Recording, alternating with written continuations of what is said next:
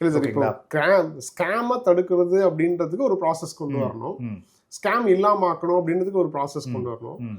But ஸ்கேமரை கண்டுபிடிக்கிறதுக்கும் சாமானியனை வந்து சங்கடப்படுத்துறதோ இல்ல அவனை கஷ்டப்படுத்துறது தான் இதுல இன்வால்வ் ஆகுது அப்படின்னும் போது கண்டிப்பாங்க இதுக்கு இந்த ப்ராசஸே தப்பா இருக்கு. இந்த ப்ராசஸ்ல என்ஜாய் பண்றது ஸ்கேமர், விக்டிமைஸ் ஆகுறவங்க ஃபர்தரா விக்டிம் ஆயிட்டு தான் இருக்காங்க.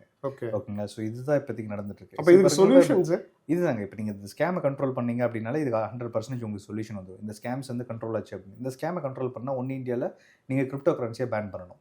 ஏன்னா பிகாஸ் கிரிப்டோ கரன்சி இருக்கிறதுனால தான் ஏதோ ஒரு கண்ட்ரியில் உட்காந்துட்டு இங்கே ஏமாத்துறாங்க. ஸோ ஐஎன்ஆரை ஈஸியாக கிரிப்டோவை மாற்ற முடியும் அப்படின்ற ஒரு நம்பிக்கையில் தான் வந்து இவங்க பூரா ஏமாத்துறாங்க. பணத்தை கிரிப்டோவை மாற்றுறாங்க, கிரிப்டோவை வேறு கரன்சியாக மாற்றி எந்த கண்ட்ரியில் இருக்காங்களோ அந்த கண்ட்ரியில் அவங்க எடுத்துக்கிறாங்க.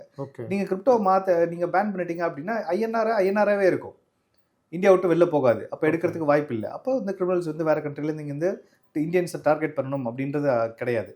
அண்ட் அதை தாண்டி இப்போ இங்கே வந்து பார்த்தீங்க அப்படின்னா இந்த பேங்க் அக்கௌண்ட்ஸ், இப்போ நீங்கள் ஒவ்வொரு தடவை பணம் கட்டும் போதும் இந்தியாவில் இருக்க பேங்க் அக்கௌண்ட் தான் கட்டுறீங்க. ஆப்ரேட் பண்ணுறது கிரிமினல்ஸ் வேறு கண்ட்ரிலேருந்து, புரியுதுங்களா? இன்டர்நெட் பேங்கிங், நம்ம டிஜிட்டல் பேங்கிங் இவங்க வந்துருச்சு.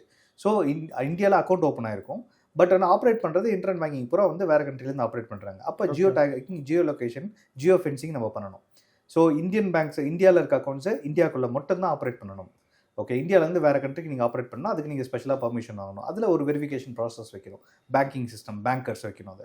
ஸோ அந்த வெரிஃபிகேஷன் படி அவங்க எல்லாத்தையும் வெரிஃபை பண்ணதுக்கப்புறம் தான் அந்த அக்கௌண்ட்டுக்கு வந்து நீங்கள் வந்து Jio taking, Jio fencing remove பண்ணணும். இந்தியா தாண்டி நீங்கள் வேறு எங்கேயாவது ஆப்ரேட் பண்ணணும். அப்படி பண்ணால் கூட வந்து ஸ்கேம்ஸஸ் ஏமாத்தலாம், அக்கௌண்ட்டில் பணம் வாங்கலாம். ஆனால் இந்த அமௌண்ட்டை வந்து வேறு கண்ட்ரிலேருந்து அவங்க ஆப்ரேட் பண்ண முடியாது.